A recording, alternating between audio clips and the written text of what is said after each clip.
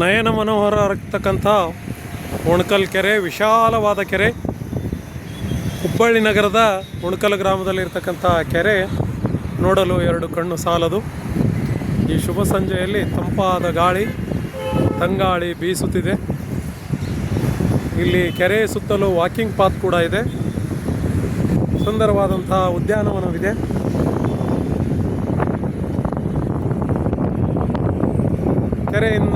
ಕೆರೆಯಲ್ಲಿ ಸ್ವಲ್ಪ ಮುಂದೆ ಪ್ರವೇಶಿಸಿದಾಗ ಒಂದು ಸುಂದರವಾದಂಥ ಸ್ವಾಮಿ ವಿವೇಕಾನಂದ ಅವರ ಮೂರ್ತಿ ಇದೆ. ಹುಬ್ಬಳ್ಳಿ ಧಾರವಾಡ ಮಹಾನಗರ ಪಾಲಿಕೆಯ ಈ ವ್ಯಾಪ್ತಿಯ ಸದಸ್ಯರಾಗಿರ್ತಕ್ಕಂಥ ಶ್ರೀಯುತ ರಾಜಣ್ಣ ಕೊರ್ವಿಯವರು, ಶ್ರೀಯುತ ತಿಪ್ಪಣ್ಣ ಮಜ್ಗಿಯವರು, ಶ್ರೀಯುತ ಕೌಸ್ಗೇರಿಯವರು ಮತ್ತು ಇಲ್ಲಿ ತನಕ ಆಳಿರ್ತಕ್ಕಂಥ ಮೇಯರ್, ಉಪಮೇಯರ್ ಅವರು, ಹುಬ್ಬಳ್ಳಿ ಧಾರವಾಡ ಸೆಂಟ್ರಲ್ ಕ್ಷೇತ್ರದ ಶಾಸಕರು, ನಮ್ಮ ಸಂಸದರು,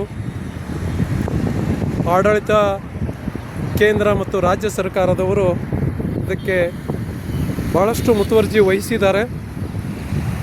ನೃಪ್ತಂಗ ಬೆಟ್ಟ ಮತ್ತು ಇಲ್ಲಿಗೆ ಒಂದು ರೋಪ್ವೇ ಮಾಡ್ತಾರೆ ಅನ್ನುವಂಥದ್ದು ಒಂದು ಕೇಳಿ ಬರ್ತಾ ಇದೆ. ಉಣಕಲ್ ಬೆಟ್ಟದಲ್ಲಿ ನೃಪ್ತಂಗ ಬೆಟ್ಟದಿಂದ ಇಲ್ಲಿಯವರೆಗೆ ಒಂದು ರೋಪ್ವೇ ಮಾಡುವಂಥದ್ದು ಅಥವಾ ನೃಪ್ತಂಗ ಬೆಟ್ಟದಲ್ಲಿ ರೋಪ್ವೇ ಮಾಡುವಂಥ ಒಂದು ಯೋಜನೆ ಮಾಧ್ಯಮಗಳಿಂದ ತಿಳಿದು ಬಂದಿದೆ.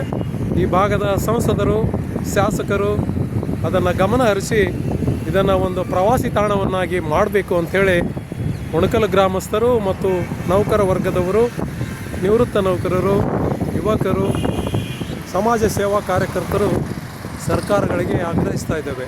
ಹುಬ್ಬಳ್ಳಿ ಧಾರವಾಡ ರಸ್ತೆಯಲ್ಲಿ ಇರ್ತಕ್ಕಂಥ ಐತಿಹಾಸಿಕ ಉಣಕಲ್ ಕೆರೆಯ ದಡದಲ್ಲಿ ಸುಕ್ಷೇತ್ರ ಉಳುವಿ ಚನ್ನಬಸವೇಶ್ವರ ದೇವಸ್ಥಾನವಿದೆ.